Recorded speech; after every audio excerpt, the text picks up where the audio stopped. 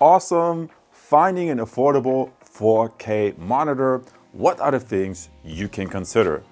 Terrific for tuning in. I'm going to show you today a Samsung 4K monitor that even has an IPS panel in a 28-inch size. So it's a medium-sized monitor, which should be good for most people. It's not too big, it's not too small, it's just right in the middle.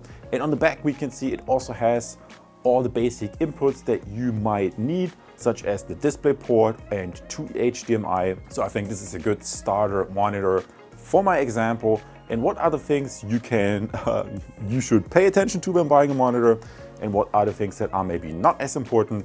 All that and more coming up in this video. Let's get rolling. So, and guys, this is actually an excellent example to have this 4K affordable Samsung on my desk here, because when you do a monitor comparison, it is really my opinion, especially if they are super affordable models, that you should pay extra attention. You see the cable and power supply. Cables can vary based on a monitor model, but as soon as we come to the stand, you see it's a little bit of a different construction. Normally the monitors have a different stand, and the other ones I tested I prefer. Also, that screw was a little bit more difficult to attach than other models. So you already see, yes, it's a 4K panel, but there are also some downsides in the respect that this is not a height adjustable stand. So you maybe want to get a phaser mounted monitor arm. That would be an option. And to give you an idea how to pick the best monitor and to do your own monitor comparison, just don't do my monitor comparison, you can easily do your own. Here are some examples that you can look for. So the price, this is an affordable monitor, and usually if you pick an affordable monitor, there are some pitfalls in some cases, so you have to pay a little bit extra attention. In this case, the monitor has a refresh rate of 60 Hz, so it's a 60 Hz monitor, which in my case, for me 60 Hz is okay for occasional gaming and obviously plenty for office use. For people who want like a gaming monitor, obviously you know already you have to look for 120 Hz or more. This, however, has a 4K resolution.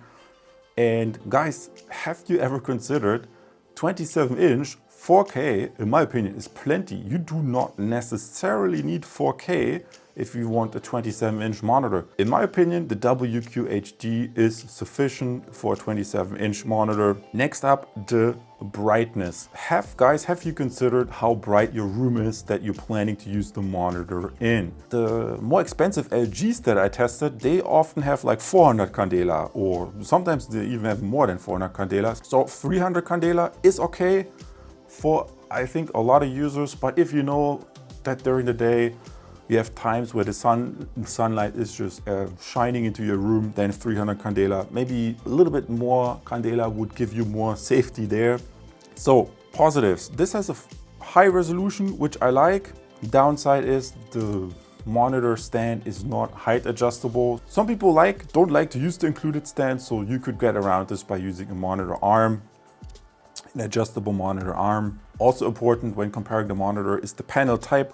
This actually is an IPS panel, as you can see here. So when you do the monitor comparison and you, for example, would look for a gaming monitor with a high refresh rate, you probably would more likely to be finding a vertical alignment. High resolution, high frame rate IPS panels, they usually cost more. So that's another trade-off. Then also inputs. Have you considered how you want to use the monitor? Maybe even not just now, but also in the future. This monitor only has the basic inputs such as HDMI and DisplayPort, which is okay if you know that's enough for you, but it's really missing the USB-C, which in my point also is an explanation why this is so affordable. Personally, how would I connect this? I would connect my computer via DisplayPort, and then I would use the HDMI. Maybe some people, they like to connect the PlayStation. I personally like to connect a streaming box like an Apple TV or Amazon Fire or whatever. You can use the HDMI for something like this. And that would be my way of how I connect stuff to the monitor, which brings us to the clear conclusion, as you have seen, that when shopping for a affordable/bargain price monitor, you really have to pay attention, because from my experience, if you get a little bit more expensive monitor, like the LG Ergos for like $500 or whatever, if you pay a little bit more, the package it checks more boxes in my opinion, versus when you have the super affordable monitors. They often I find something, okay, it has the 4K, but it doesn't have the USB-C input, it doesn't have the height adjustable stand, or if it has the height adjustable stand, maybe the resolution is lower. So that's why when you looking for a monitor comparison, please just make your own list. I showed you the most important points. Think about the brightness, think about the connectivity, think about the resolution. 27-inch, in my opinion, you don't necessarily need 4K. You could also get away with the WQHD resolution, so one step lower. So that's a trade-off. Look at that, make your own list, and if you have questions, let me know in the comments below. Also head over to my channel page, because there are a lot of other monitors as well, even more pricier or even premium monitors, ultra-wide monitors, so you can get a comparison and get a feel for the different types on the market. And like I said, please pay special attention if you're bargain shopping, because I think when you're bargain shopping, there's the likelihood more higher that you maybe make a purchasing mistake, as opposed to go a little bit, let's say, in the medium price segment. Awesome for tuning in. I see you as a subscriber. Take care.